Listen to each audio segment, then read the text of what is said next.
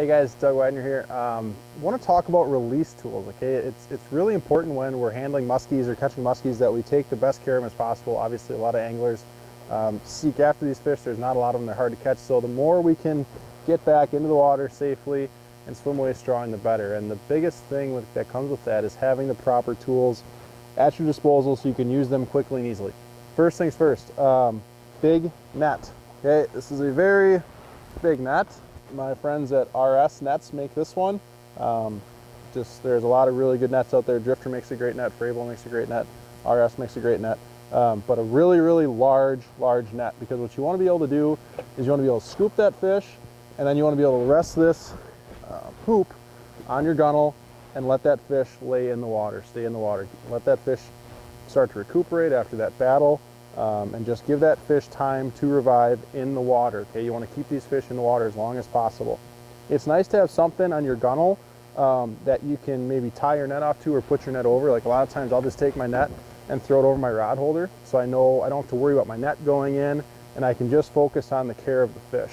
Some people have like a small rope or some kind of device to make sure that their net doesn't go over, especially if you're fishing by yourself too. So first things first, a net is very, very, very important.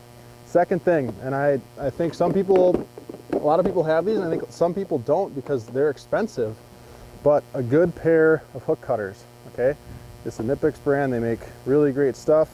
You can take an 8/0 treble hook like this, and it cuts like butter, okay? These things are incredible. They're incredibly strong, incredibly powerful. I like to have 2 of them in the boat because sometimes you will reach over, be messing with the fish, and all of a sudden they'll thrash and you'll lose your hook cutters off the side. Well, if you don't have a floaty or some kind of attachment to make sure you don't lose these, there goes that, and now your fish still has the hook in its face and you have no hook cutters. So doubles of everything is really, really good to have. So I carry 2 Nipix with me. And one thing too, I should talk about this quick. Obviously, if you have a hook you need to cut, say this hook was the one in the fish, if it's really, really deep in there, as long as you're in there, the hook's already junk. So you might as well cut the other ones too, and then it's going to come out as fast as possible, right? Now, instead of trying to still get 2 barbs of the hook out of the fish, if you're already in there, just cut the rest of them. It'll make that hook come out a lot faster, a lot easier, and it's a lot less stress on the fish. The hook's already garbage. Once you cut 1 barb, so you might as well cut the rest. Okay. Next, jaw spreaders, okay? Really important to have jaw spreaders. These are big, heavy-duty ones. They're nice and long. Try not to use them if you don't have to. You'll poke, generally these will poke holes in the roof or the bottom of a fish's mouth. Don't use these if you don't have to, but if the bait's really deep, you got to get it out quick. Grab these. It's good to have 2 of these, not only to have a backup, but sometimes if you get a really big fish, they can actually close these things because they are so powerful. So then you can use 2, get in there, and now you've got 2 jaw spreaders holding that fish's mouth open. So jaw spreaders, really, really important to have. Arguably the most common comment on my YouTube videos is, what kind of hook remover do you use? These are called grabbits, okay? These things are my little chopsticks, that's what I like to call them. These things are awesome. What it does is it's a mechanism here that works on a trigger system that you get the hook of the bait. Let's say we've got our bucktail here. I can reach down, I can grab the back of this, I can pinch down, and now I've got all kinds of leverage, and I'm still 16, 18 inches away from the fish, and I can really reef on this thing. I can grab the shank of the hook here. Sometimes I'll even reach in and grab the top of the bait and then come in with my second one if I gotta hold this out, and then grab the other one to grab this with my fish and pop that out, right? So these are really hard to find. I actually found the guy who makes them and the company that designs them, and we are gonna be carrying these, if we don't already, on leadersandlures.com.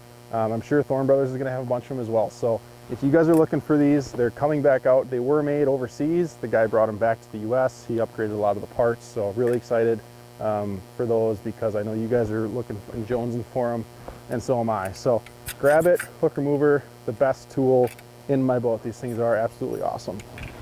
One thing I like to have as well is a pair of long needle nose pliers, okay? Just because I have the grabbits doesn't mean you don't need these. There are times where this angle may be your best friend. I do like to buy the ones with the angle, not just the straight ones.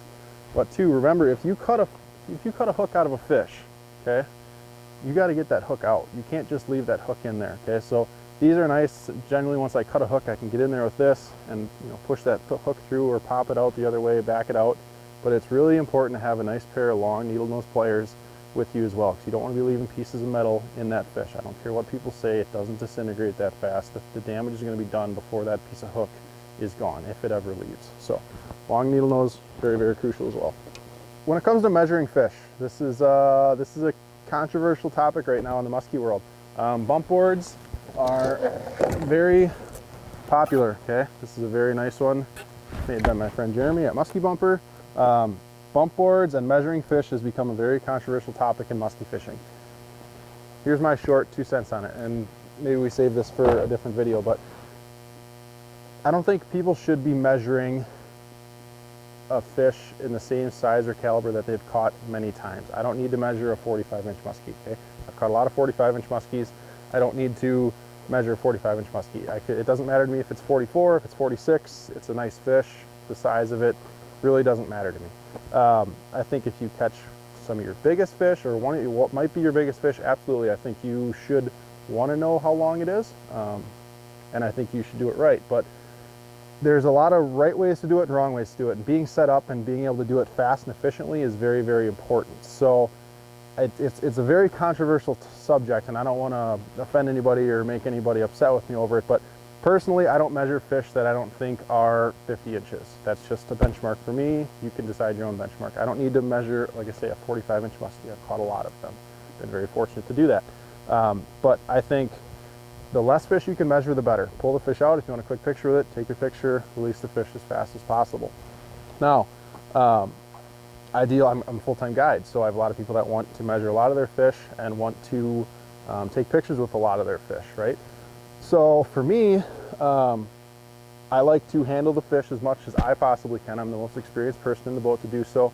I'll generally pull the fish out of the net, I'll generally measure the fish, and I'll have my customer grab the fish off the board and hold the fish for the photos. If I don't think my customer is able to hold the fish without risking dropping the fish, generally I'll talk to my customer and say, hey, I'd like to hold the head on this fish. I think it's what's best for the fish. Are you okay with that? And we go through that process. So very touchy subject. Like I said, maybe we'll get into that for a different video, but these are the proper tools to have. A girth tape is also really nice to have. Maybe stop by my friend Rick Lax if you're getting a replica, or if you're not, he might have some girth tapes for you. Girth tapes are nice. I like to girth my fish in the water. Again, keep the fish in the water as long as possible. I don't like to bump them on the board. I like to do it in the water. You might not get as accurate of a measurement, but at the same time, you're not risking that fish losing any oxygen, okay? Maybe you're a 1/4 inch off or a 1/2 inch off. At the end of the day, it really doesn't matter that much, okay? It's a great fish, great fish. So all these tools are very, very important to have. I for sure have a link in the description below to Thorne Brothers website. They will carry all of these tools, from the nets to the bump boards to the hook cutters, the grabbits and whatnot. If you're specifically looking for the grabbit, I know I had Gene order a bunch for the Leaders Lures website.